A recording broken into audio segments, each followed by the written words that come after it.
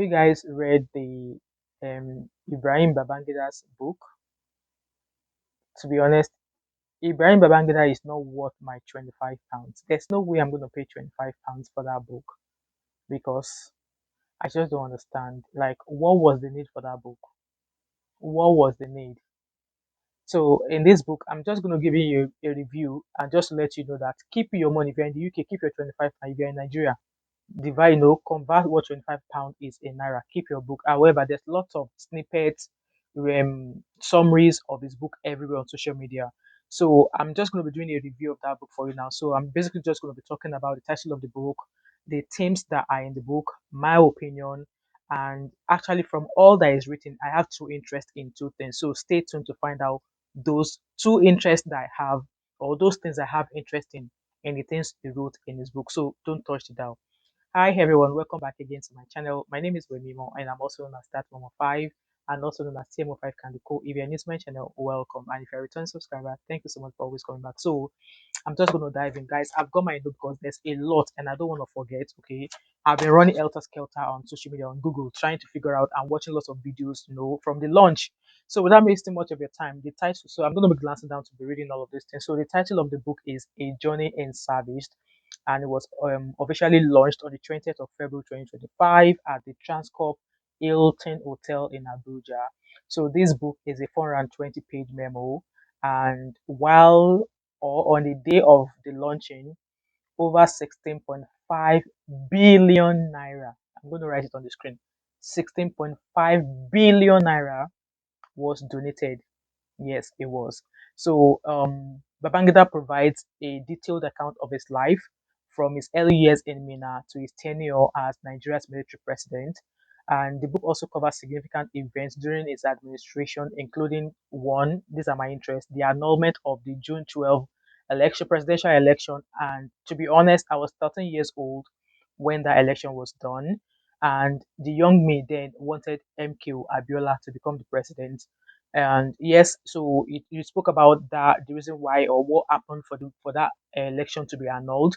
And secondly, my interest is that he also wrote about the death or assassination of Dele Giwa. And I remember there was a song, I can't remember the chorus now from the beginning, but I remember we're sorry for me liar for the death of your husband. Dele Giwa, our journalist, we shall never forget you. He was reading dun dun dun dun dun dun dun dun envelope. He was full of ammunition and the bomb blew over him. I can't remember it. So some of you who have heard that song before, you know that while I was in secondary school or while I was even in primary school, we all sang that song. Okay, so Alain he offers his perspective on this event and reflects on his decisions, acknowledging areas where he believes he was wrong. Those of you who have read that book and those of you who watched the video of when that book was launched, do you actually really think that he accepted any wrongs? Do you actually think he accepted any wrongs? So I'm just going to give you a quick summary and rundown of the key themes and events in the book. So theme number one is IBB's early life and military career. So he reflects on his upbringing in Mina, his military training, and his experience during the Nigerian Civil War, including a near fatal injury from shrapnel. I think so. The second theme was about his personal life. In this theme, he shares personal details about his life. Notably, he's married to Miriam Babangida, who played a significant role in defining the role of Nigeria's first lady through initiatives like the Better Life for Rural Women's program. I don't know how many people benefited from that rural women's program, but it's always rural women, nothing like urban women. It's always rural.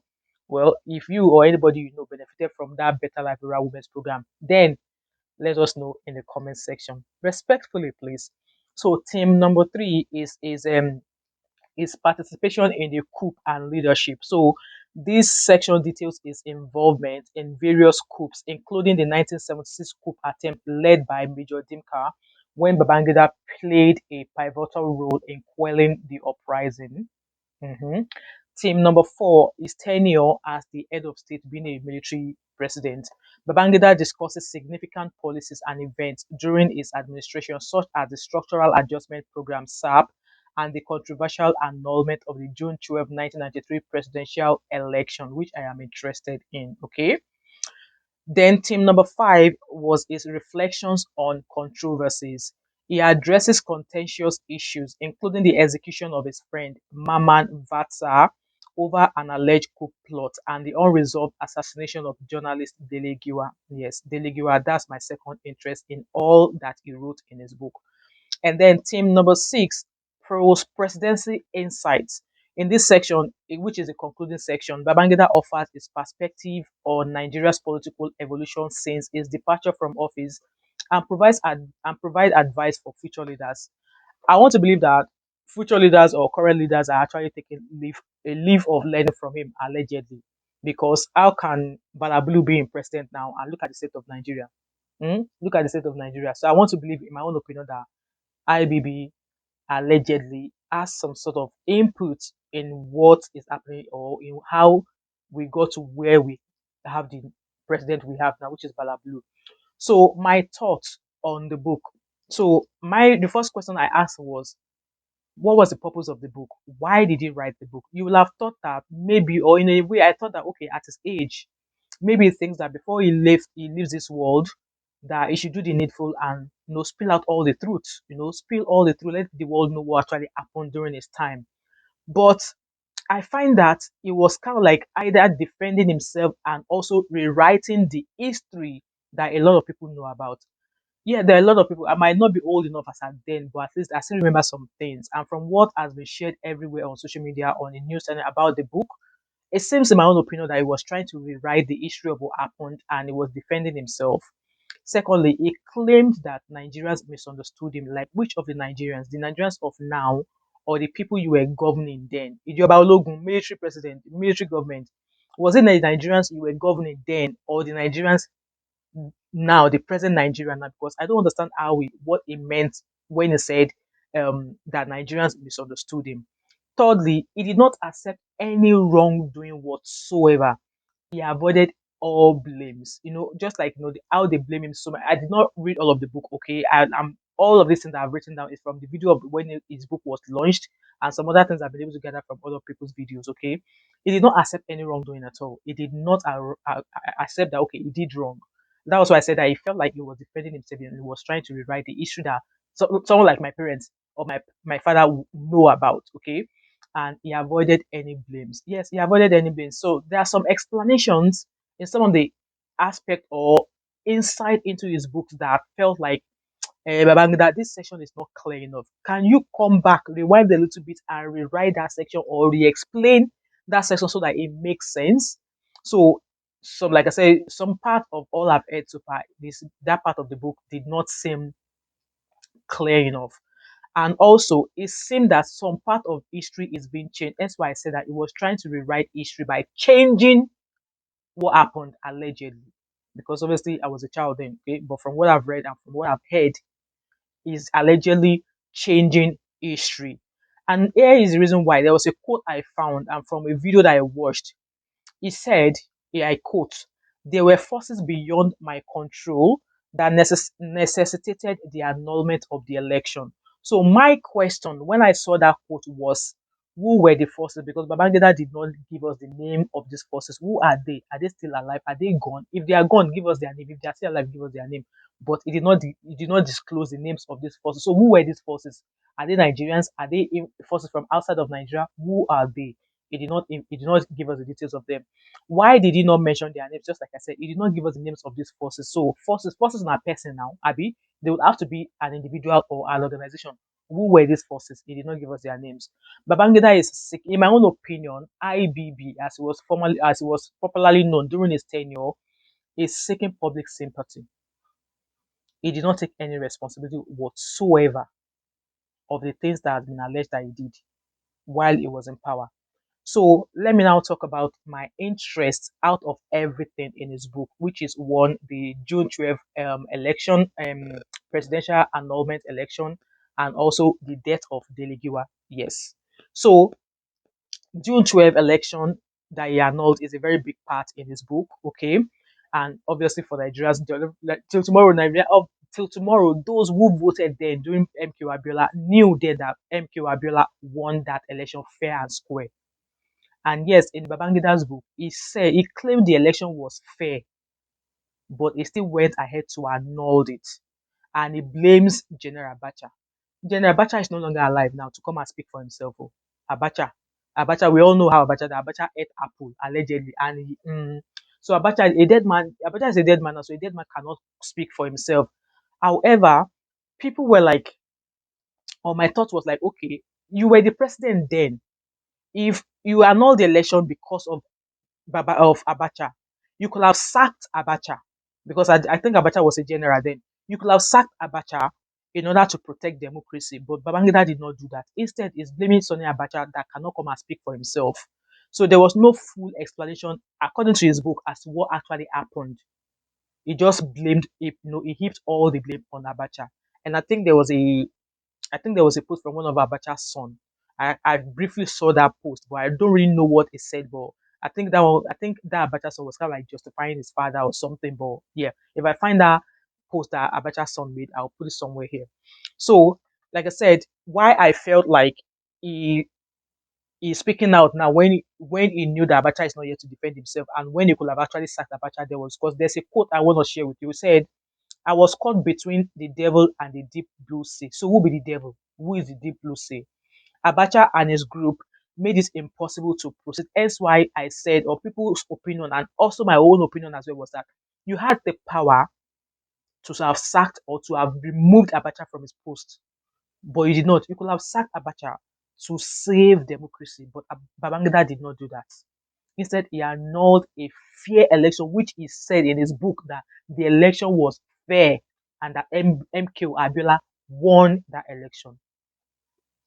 So my question, like I've been saying, if Abacha was responsible for reason why you annulled the election, why did Babangida, who was the sitting president then, why not stop him?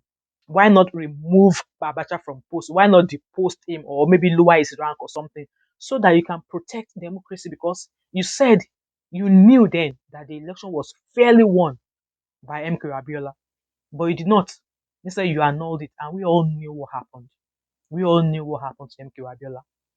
So his explanation, like I said, is in this particular section of him explaining why he annulled that election. His explanation feels incomplete, and I felt like the key details, because all of this history there, if you type into Google, like what happened during the June election, June 12th election, you will see details. Google will give you every detail. So if his explanation felt incomplete, like there are some things he's taking off that is not actually outrightly come out and tell us the truth. So IBB Babangida, please, maybe you're going to write episode 2 or book 3 to come and give us a full list of exactly what happened about that June 12 election. What actually happened? What was your role? What was your own fault? Because you are not taking any blame. You did not take any fault. You don't think that you have a fault in why that election was not, because you said it yourself. The election was fair, but you still go ahead. How would you allow just an ordinary general I mean Abacha's rank to Babangida being the head of state then? Abacha would have been a small boy, and him being the president could have done something, but he refused. So key details I felt he left out, and I would have thought that okay, you want to rewrite history or you want to let people know about the history, but you are still withholding something from us.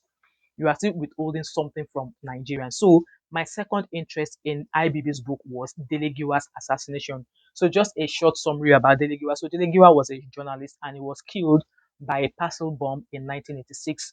1986, I was 3 years old. Mm, I was 3 years old then. But then I grew up when I got to primary school, secondary school to read about Dele Giwa, to know that he was killed by a bomb. And yes, that song that I sang, Melody, you are sorry. Formula for the death of your husband. Dele Giwa, our journalist, we shall never forgive you. We shall never forget you. No, that song, I can't remember these lyrics from the beginning, but yeah, there was a song like that that I grew up to learn. And yeah, that let out the curiosity out of the cat, or how did it say that? So I had to go Google about Dele Giwa, and I remember I was reading a lot of stories about Dele Giwa while I was in secondary school then. So many believed then that Babangida's government was responsible for Dele Giwa's death. But in his book, IBB denies any involvement. He denied ever knowing anything about the demise of Dele Giwa. And he calls it a conspiracy theory because he claimed that he was very, very close to Dele Giwa, that he is a close pal or a close friend with Dele Giwa. However, this was his quote. Mr. Giwa was a good friend, according to him in his book. Why would an official assassination carry an apparent forwarding address? The thing is this: for the fact that you said Dele Giwa is your friend, it does not, it does not prove your innocence, Babangida. Because you are a friend, we know of friends who are buying each other nowadays. Because you said in your book that Dele Giwa is your friend, it does not prove your innocence that you don't know anything about how or why or what happened or who was behind the death of Dele Giwa. Okay, so it said something about forwarding address. That why would, because it claimed that there's a forwarding address from where that parcel came from. That if it was involved, that why would they put a forwarding address? The truth of the matter is that it was a bomb parcel. It was a bomb that was wrapped in a parcel, and we all know bomb. If you open it, the thing go through. So the chances of picking up pieces of paper to set the forwarding address is going to be extremely difficult to do because everything will burn up. So him saying that why would an official assassination carry an apparent forwarding address? That still does not negate his innocence. Okay. So how do you read or see the forwarding address? Exactly when I say how do you read the forwarding address when if the bomb blew, now everything that touches the bomb that is going to scatter, going into pieces or even burnt. So I believe my own opinion. Baba IBB is not telling the truth, did not tell the truth in that book allegedly.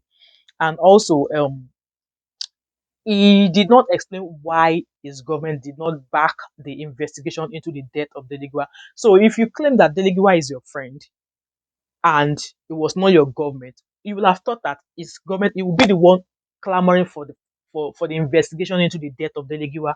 But no, he did not allow that investigation to hold, which meant that till tomorrow or till even now, we can't or Nigerians can't physically point the figure at and say this is the person that unalive Dele Giwa.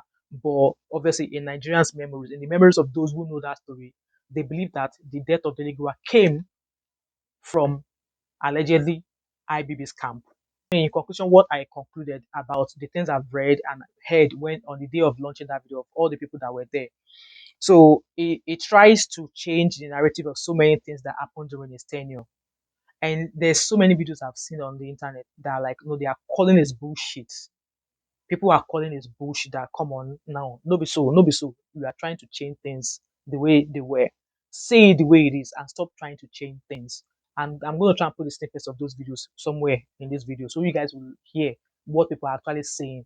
Because at the end of the day, in a normal sane word, for the fact that Babangida came out with this book, they should put shackles around him and jail him. And those people that were in that launch, when they read out the place where he said that MKO Abiola won the election, they were clapping. What was the clap for? What was the clap for? Abiola has been dead, and it's been alleged that Abiola was also unalived. His wife also, we all know what happened. What were they clapping for? Would the clap bring back Abiola? Would it bring back Abiola's wife? Would it bring back how they disrupted Abiola's family? Like I said, if this was to be in Korea or in China, all those people that were involved in this Hezbollah that is rich, if they were still alive, they would love bury one they go and remove their, they will bury one. Know how they do in Korea. People that were involved in fraud alone, they come out there, Like I said, he shifted blame to forces beyond control. And the forces beyond control, we don't know who they are because he's not giving us their names, he's not mentioned who they are. So does that signify that he's trying to set any record straight? In my own opinion, no. He also avoids responsibility for corruption. We all know that corruption has been in Nigeria since plenty years. Plenty years. So till today, corruption is never ever going to ever wrap its bag in Nigeria. He denies responsibility of corruption. Obviously, the SAP, how money fuel disappeared and all of that. He denied responsibility. No admittance for his mistakes. So far, if you've read that book, I'm sure you're going to agree with me that he did not think that he made any mistake. It feels like, or he tried to paint himself as a messiah of Nigeria in his era. That's just what I could, deduce this down to. He tried to he portrayed himself as a messiah of Nigeria during his regime. So he did not admit any mistakes. He did not accept that he made any mistake. Also, he wrote this book to defend himself than actually telling us how things actually happen. Hence why I said he just want to come defend himself. of all the things obviously that has been said about him. And in recent years, I don't think anything has been said about Babangida anyway. So I really don't understand the need for that book. I really don't understand the need for that book. And like I said, what I'm gonna leave you guys with is this: as a reader who have read this book, question what he has not shared. And I'm sure there are so many things in that book that he has not given us the explicit explanation. He did not give us explicit explanation as to what happened. Like I said, I only had two interests in this book. That was the assassination of Dele Giwa and the annulment of the June 12 election. Look at so many things that happened. You know, Abiola's business that messed up when that all of that happened. The people that left, all the businesses that left Nigeria during that time. You know, it's just a shame. You know, and like I said, if it were to be in the same, if it were to be here in there abroad in the UK here, and things like this happened in the past, and you now come out to write a book, they will measure your jail term like this for you with a tape rule that is endless. Anyway, guys, have you read the book? What do you think about these things? Like I said, these are my interests that I was only interested. I was not really interested in most of all the things in the book. It was these two things that I discussed that actually caught my fancy. What other part of his books do you think have you read that you think that, oh, you actually wanted to know what happened during so for me it was Dele Giwa and then the June 12 election. And if you've read the book, let me know your thought and opinion in the comment section, and obviously comment your thoughts on the things I've mentioned, and you think I did not do justice to what I've said so far about his book. And like I said, I won't be paying £25 for that book. £25. I will use it to buy Costa coffee for 2 weeks. I'm sorry. No, there are so many things going wrong in Nigeria right now, and it's a shame that all those dignitaries sat down there to donate 16.5 billion naira to build a library. Is it a library they are trying to build? I can't even remember. Is it a library they are trying to build? 16 billion. Look at the state of Nigeria. They want to build library. Look at the state of that country. Some people have such money and they are donating to build library. Nigeria, my country. I hail you. Anyway, guys, this is the end of my video. If you watched the video till now and you're not subscribed to my channel, what are you waiting for? So don't forget to like, drop a comment in the comment section, subscribe if you've not yet done so, turn on your post notification, share this video, and don't hesitate to join my membership, and I'll catch up with you in my next one. All right, bye for now. Bye. All of them done they notice. I'm not joking. All my guys, them know me. Since '06, I've been writing the story. I know be OG, but if you ask them know me. I know they blow.